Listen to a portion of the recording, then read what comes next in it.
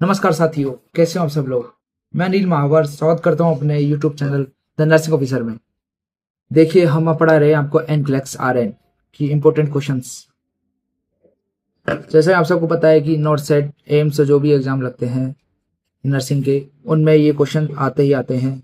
तो आप इन क्वेश्चन को समझने की कोशिश करिएगा। तो चलिए, आपका समय ज़्यादा ना लेते हुए शुरुआत करते हैं। विच classification of drugs is contraindicated for client with hypertrophic cardiomyopathy? कौन सा क्लासिफिकेशन कॉन्ट्राइंडिकेट होता है क्लाइंट के लिए विथ हाइपरट्रोफिक कार्डियोमायोपैथी कंडीशन में। अब देखिए, कभी भी ऐसा क्वेश्चन आ जाए आपके पास, तो आप सबसे पहले फोकस कीजिए कि आप क्वेश्चन पूछ क्या रहा है, कि क्वेश्चन में मेन फोकस किया किस पे जा रहा है इसमें। अब आप इस क्वेश्चन में देखेंगे तो हाइपरट्रोफिक कार्डियोमायोपैथी ये कंडीशन है। अगर आपको ये कंडीशन पता है तो आप आसानी से इस क्वेश्चन को सॉल्व कर सकते हैं। तो देखिए, ऑप्शन देखिए, इसमें ऑप्शन दे रखा है पॉजिटिव आइनोट्रोप्स। अब आपको ऑप्शन भी पूरे आने चाहिए, तभी आप चीज को समझ पाएंगे। पॉजिटिव आइनोट्रोप्स होते क्या है आपको ये पता होना चाहिए। वेजोडाइटर हाइपरट्रोफिक कार्डियोमायोपैथी में यूज कर सकते हैं, नहीं कर सकते हैं। या डायबिटिक्स जो ड्रग्स होती है उनको हम हाइपरट्रोफिक कार्डियोमायोपैथी में देंगे या नहीं देंगे, क्यों नहीं देंगे, ये आपको पता होना चाहिए। जब आपके टॉपिक क्लियर नहीं होंगे आप आंसर नहीं दे सकते। अब एंटी डिसरिथमिक ड्रग्स ये हाइपरट्रोफिक जो कार्डियोमायोपैथी उसमें देते हैं नहीं देते हैं। तो सबसे पहले आपको पता होना चाहिए हाइपरट्रोफिक कार्डियोमायोपैथी होती क्या है। इस कंडीशन में क्या होता है कि जो हमारा हार्ट है, कार्डियो मतलब होता है हार्ट, मायोपैथी मतलब होता है उसके मसल्स के फंक्शन लॉस हो जाना, हार्ट की मसल्स के फंक्शन लॉस हो जाना। हाइपरट्रोफी मतलब उसकी साइज है ना, वो उसमें मोटा हो जाना, मोटा हो जाती है। ट्रॉफी हाइपर मतलब ज्यादा, ट्रॉफी मतलब उसकी साइज मोटी हो जाना, जिसके कारण हार्ट में फीलिंग नहीं हो पाती है, ब्लड फील नहीं हो पाता है। अब आप बताइए पॉजिटिव आइनोट्रोप्स क्या करेंगे इसमें। Which classification of drug contraindicated in client with hypertrophic cardiomyopathy. Positive inotropes देंगे या नहीं देंगे, बताइए क्या आंसर होना चाहिए इसका।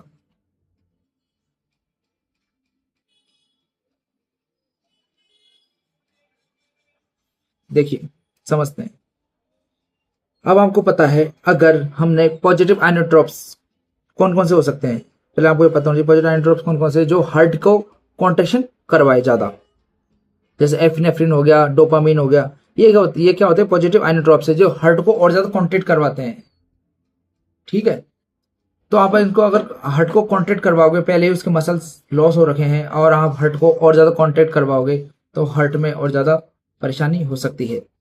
तो आपको बताया पॉजिटिव आइनोट्रोप नहीं देंगे, बिल्कुल भी नहीं देंगे, ये कॉन्ट्रा इंडिकेटेड रहेगी। वेजोडाइलेटर ये दे सकते हैं ताकि ब्लड प्रेशर को डायलेट कर सके। डायरेटिक क्या करती है, डायरेटिक ड्रग्स वो होती है जो हमारे यूरिन को पास आउट कराने में हेल्प करती हैं। ठीक है, ये लूप डायरेटिक हो गई। तो 3-4 प्रकार की डायरेटिक्स होती है। एंटी डिसरिथमिक ड्रग्स जैसे बीटा ब्लॉकर,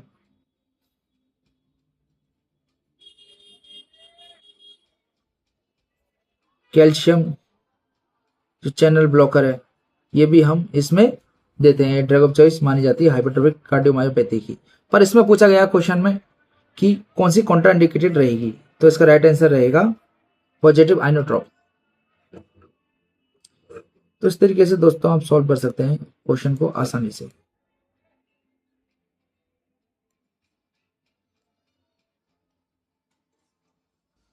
चलिए बढ़ते हैं अब क्वेश्चन नंबर 2 की ओर। देखिए क्वेश्चन नंबर 2 समझिए, पढ़िए क्वेश्चन क्या पूछ रहा है। Sign and symptoms of allergic attack include which following condition. देखिए क्वेश्चन पूछ क्या रहा है, आपको बिल्कुल तरीके से समझे। जल्दबाजी बिल्कुल नहीं करें। इसमें एलर्जिक अटैक के बारे में पूछा, एलर्जिक अटैक कंडीशन में उसके सिम्टम क्या होते हैं।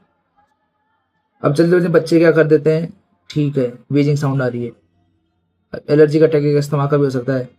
तो वीजिंग साउंड ऑन इंस्पायरेशन, अगर आपने कभी पढ़ा है तो समझिए इंस्पायरेशन है होगा या एक्सपायरेशन, ये बताइए। या एलर्जी अटैक का symptom, sign symptom increase respiration होगा। अभी आप ये दिमाग लगाइए थोड़ा सा कि इंक्रीज रेस्पिरेशन रेट ये नॉर्मल कंडीशन में भी तो हो सकती है, जरूर थोड़ी एलर्जिक अटैक में ही हो, ये अदर सिचुएशन में भी तो इंक्रीज रेस्पिरेशन रेट हो सकती है। तो ये तो कॉमन सिम्टम है, नॉट ए स्पेसिफिक एक एलर्जी अटैक का सिम्टम नहीं है। आपको एलिमिनेट करना आना चाहिए कि इसमें सबसे बेस्ट आंसर कौन सा रहेगा। अब देखिए साइनोसिस, इसमें जो साइनोसिस है वो साइनोसिस तो आप जब भी आपको हाइपो O2 की कमी होती है, हाइपोक्सिया होता है, तो उस कंडीशन में साइनोसिस डेवलप हो सकता है। ये अदर सिचुएशन में भी हो सकता है, एलर्जिक अटैक में स्पेसिफिकली नहीं है। तो आपने इसमें स्पेसिफिकली समझी कौन सा हो सकता है बेस्ट आंसर। तो देखिए इसका बेस्ट आंसर रहेगा प्रोलॉन्ग एक्सपायरेशन। जब एलर्जिक अटैक कंडीशन आती है तो जो हमारा ब्रोंकस है वो कॉन्ट्रैक्ट होने लग जाता है, जिससे हमें एक्सपायरेशन करने में समस्या आती है। जो हम प्रोलॉन्ग एक्सपायरेशन कर पाते हैं, व्हीजिंग साउंड हमें सुनाई देता है बट नॉट इंस्पायरेशन। व्हीजिंग साउंड सुनाई देगा हमें ड्यूरिंग व्हीजिंग साउंड आएगा ड्यूरिंग एक्सपायरेशन। ये हमको पता होना चाहिए, कभी भी इंस्पायरेशन नहीं होगा, बिल्कुल भी नहीं। तो जल्दबाजी ना करें, क्वेश्चन को सही समझें। क्या होता है दोस्तों कि बच्चे को चीजें, क्या होता है दोस्तों कि बच्चों को क्वेश्चन अच्छे से टैकल कर लेते हैं, बट कुछ सिली मिस्टेक या जल्दबाजी के चक्कर में वो क्वेश्चन को गलत कर देते हैं। तो इसका राइट आंसर क्या रहेगा, इस क्वेश्चन को देखते हुए इसका राइट आंसर रहेगा प्रोलॉन्ग एक्सपायरेशन। चलिए नेक्स्ट क्वेश्चन की ओर बढ़ते हैं। ए क्लाइंट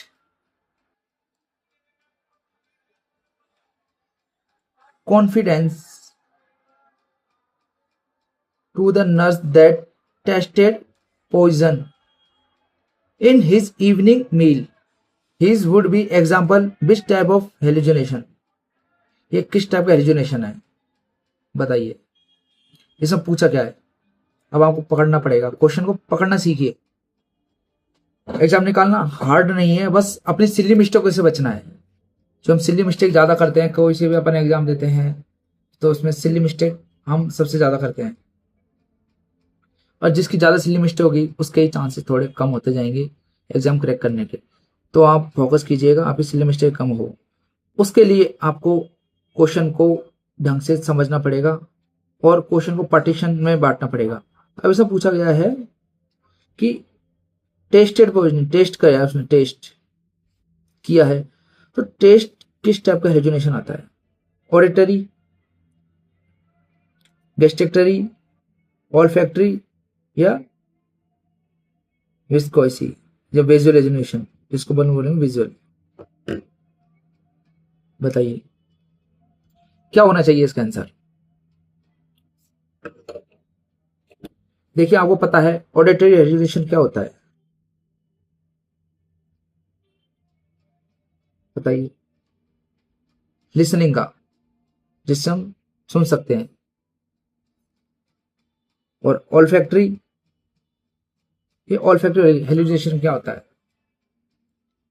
ऑल्फैक्टरी हेलुसिनेशन होता है नाक का, जिसमें हम स्मेलिंग करते हैं, ये स्मेलिंग के लिए होता है। टेस्टेड के लिए क्या आएगा, गैस्ट्रिक्टरी, जो हमारे स्टमक से जुड़ा हुआ है, गैस्ट्रिक सिस्टम से जुड़ा हुआ है।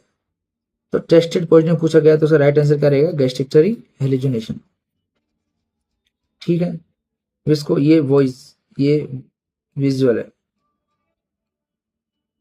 विजुअल मतलब देखने वाला, कोई देखने में कोई हेलुसिनेशन हुआ हो, उसमें विजुअल आएगा।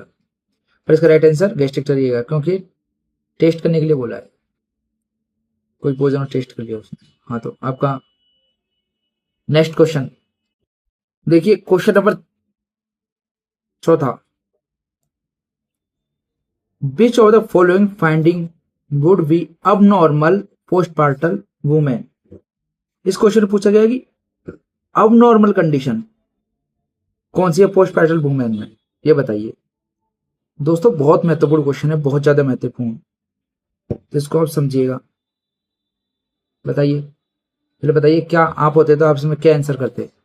चिल्स शॉर्टली आफ्टर डिलीवरी, या pulse rate of 60 beat per minute in morning on first postpartal post delivery day, या C urinary output 3000 ml on the second day after delivery, या ओरल टेम्परेचर 101 या 38.3 Celsius in the third day after delivery. बताइए, आप होते तो क्या answer देते।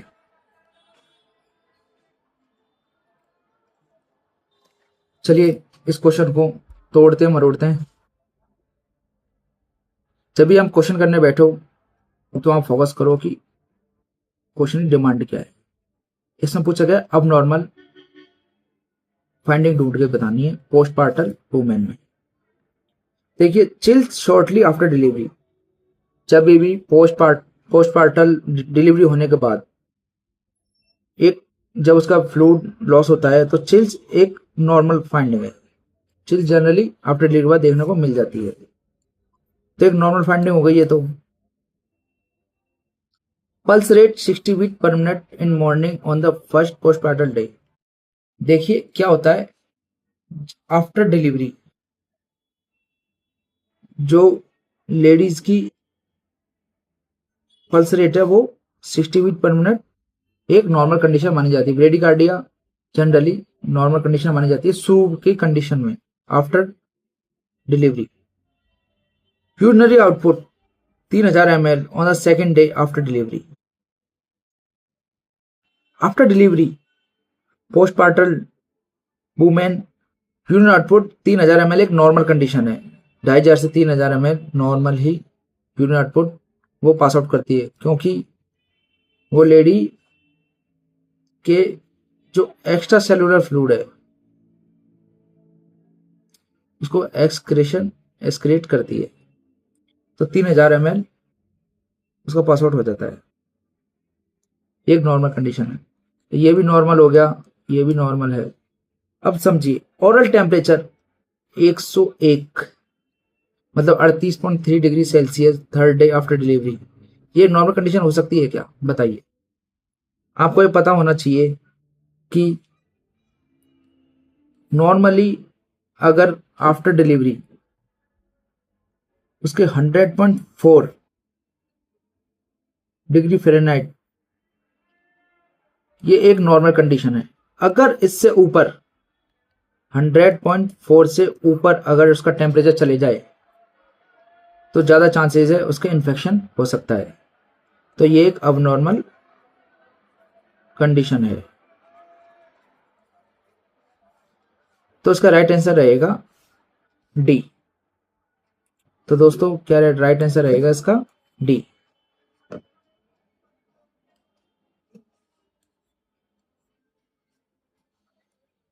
चलिए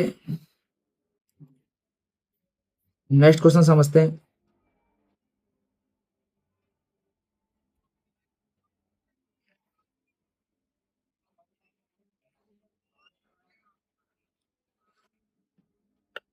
A 6-month-old infant has been admitted to the emergency room with febrile seizure. In the teaching of the parents, the nurse states that अगर 6 month का baby है, पकड़िए आप क्वेश्चंस को, कि इसमें पूछा गया कि 6 मंथ का ओल्ड इन्फेंट है, इमरजेंसी रूम में आया विद फेब्राइल सीजर के साथ, तो आप क्या टीचिंग देंगे उनके पेरेंट्स को, क्या समझाएंगे। Option A sustain temperature elevation over 103 degree Fahrenheit is generally related to the febrile seizure. Option B febrile seizure do not usually reoccur। C. There is little risk of neurological defect and mental retardation sequelae to febrile seizure। या D. Febrile seizure are associated with disease of the central nervous system। क्या बताएंगे आप? छोटे बच्चे के अगर infant के 6 month के बेबी है उसके फेब्रल सीजर आ रहे हैं तो क्या टीचिंग देंगे उसके पेरेंट्स को?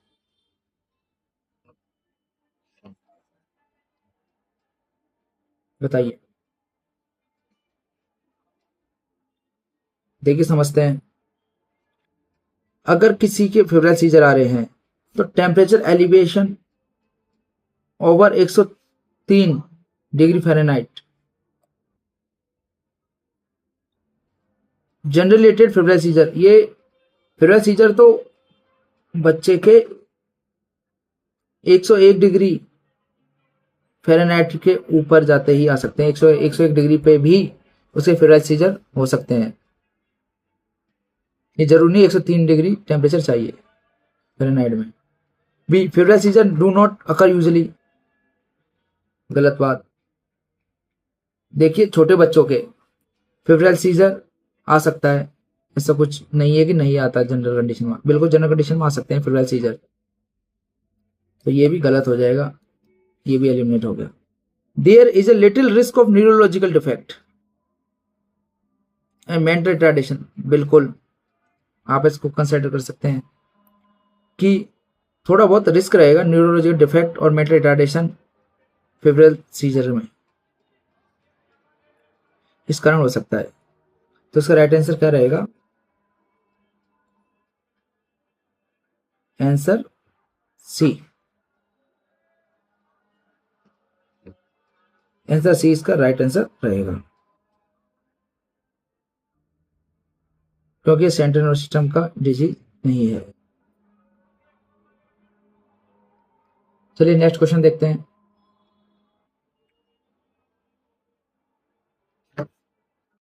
देखिए question number 6।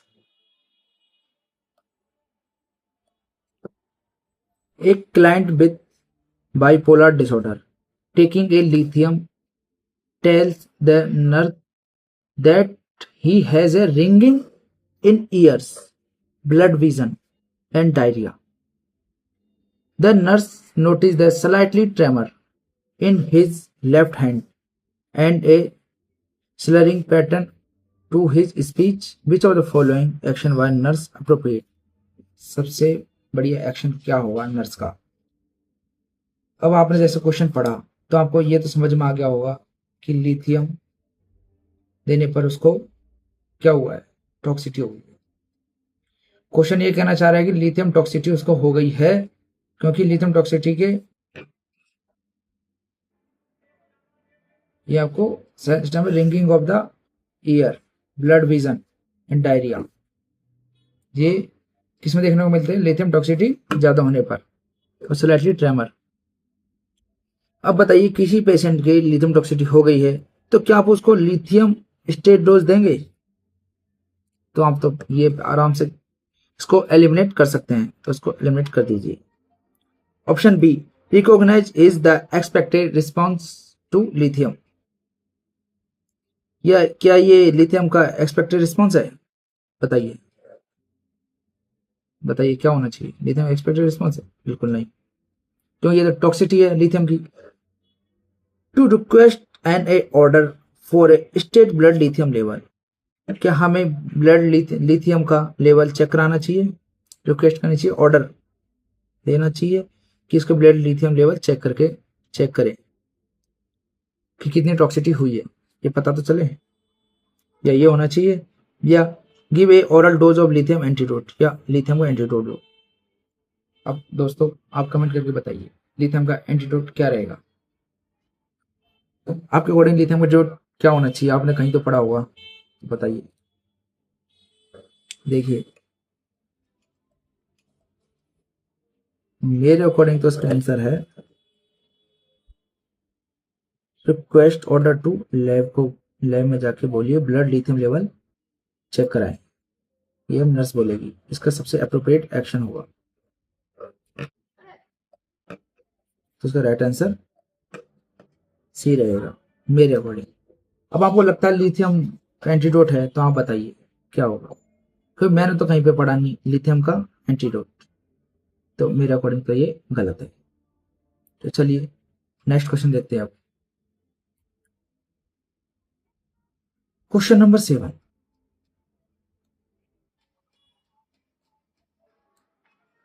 diagnosis of the hepatitis C confirmed by male client physician. The nurse should be knowledgeable of the difference between hepatitis A, B and C में क्या डिफरेंस होता है ये बताइए। कैरेक्टरिस्टिक, अब इसने लास्ट में पूछा है हेपेटाइटिस सी के कैरेक्टरिस्टिक क्या क्या हो सकते हैं, डिफरेंस भी बताना है और हेपेटाइटिस सी के कैरेक्टरिस्टिक बताने हैं, बताइए क्या हो सकते हैं। ये क्रोनिक लीवर डिजीज है, मिनिमल क्रोनिक लीवर डिजीज है, पोटेंशियल हेपेटाइटिस सी। इसने लास्ट में क्या पूछा उस पर फोकस कीजिए, इसने सी क्या पूछा है। अब आपको पता है क्रोनिक लीवर डिजीज हेपेटाइटिस, जो अपना हेपेटाइटिस बी से भी हो सकती है, हेपेटाइटिस सी से भी, ये क्रोनिक कंडीशन में हो सकती है आराम से, तो ये कॉमन हो जाएगा। ऑनसेट सिम्टम ऑफ अब्रप्ट, क्या ये ऑनसेट है, यही तो क्वेश्चन पकड़ना है कि ऑनसेट सिम्टम्स अचानक से डेवलप होते हैं क्या, नहीं, ये धीमे धीमे डेवलप होता है। हेपेटाइटिस सी में सिम्टम इसके हेपेटाइटिस सी धीरे धीरे आते हैं। इंक्यूबेशन पीरियड 2 से 26, ये तो पकड़ना है आपको। सर इंक्यूबेशन पीरियड क्या होता है, बिल्कुल इस जगह आप सही हो सकते हैं। इंक्यूबेशन पीरियड 2 से 26 वीक होता है हेपेटाइटिस सी का। हेपेटाइटिस सी का कितना होता है, 2 से 26 वीक। ए का कितना होता है, 2 से 6 वीक, और 6 से 8 वीक होता है हेपेटाइटिस बी का। There is effect of vaccine hepatitis B but not hepatitis C, ये क्या है ओनली है, क्या ये इफेक्ट हेपेटाइटिस बी पे ही करती है, वैक्सीन इसकी हेपेटाइटिस बी की है, सी की नहीं है, बताइए। इसका राइट आंसर क्या रहेगा, हेपेटाइटिस, राइट आंसर रहेगा सी। चलिए नेक्स्ट क्वेश्चन की ओर बढ़ते हैं। देखिए इंपॉर्टेंट क्वेश्चन है, सिनेरियो टाइप कि एक पेशेंट है, उसका हाइपोक्सिया डेवलप हुआ, प्राइमरी प्रॉब्लम क्या बताई गई है उसको, नियर ड्राउनिंग विक्टिम्स, वो पानी में डूब गया है। तो first organ that sustain irreversible, पकड़िए क्वेश्चन पकड़िए, ये पूछा है इरिवर्सिबल डैमेज कौन सा होगा जो पुनः दोबारा रिवर्सिबल नहीं हो सकता, वो ऑर्गन कौन सा है पानी में डूबने के बाद, अगर पेशेंट पानी में डूब जाए तो सब उसका ऑर्गन कौन कौन सा रिवर्सिबल होगा, कौन सा ऑर्गन, किडनी, ब्रेन, हार्ट या लंग्स, क्या है। देखिए किडनी 30 मिनट बाद इरिवर्सिबल हो सकती है, हार्ट भी एक रिवर्सिबल कंडीशन में आता है।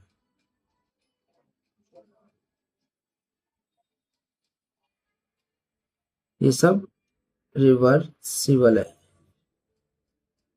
किडनी भी रिवर्सिबल है, हार्ट भी रिवर्सिबल है और लंग्स भी रिवर्सिबल है, but but but brain, brain एक इरिवर्सिबल ऑर्गन है, एक बार डैमेज हो गया तो वो पुनः वापस सही नहीं होगा।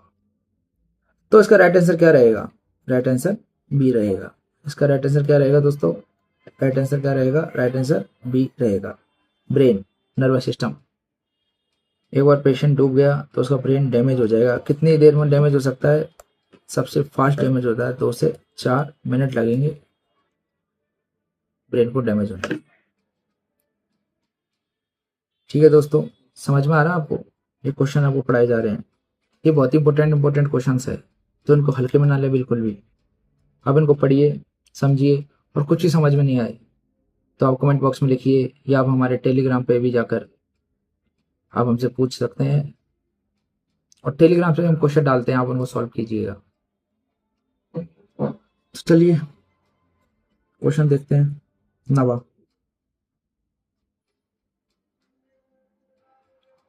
which following activity should be most appropriate during occupational therapy? A client with bipolar, बताइए बाइपोलर डिसऑर्डर में उसको क्या हम काम दे सकते हैं पेशेंट को सबसे बेस्ट? नर्स क्या देगी बताइए?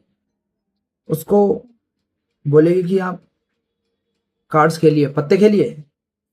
तो बताओ, कोई बाइपोलर वाला डिसऑर्डर है, किसी पेशेंट के बाइपोलर हो रहा है, मेनिया या डिप्रेशन, क्या वो पत्ते खेल सकता है, ताश खेल सकता है? सोचिए।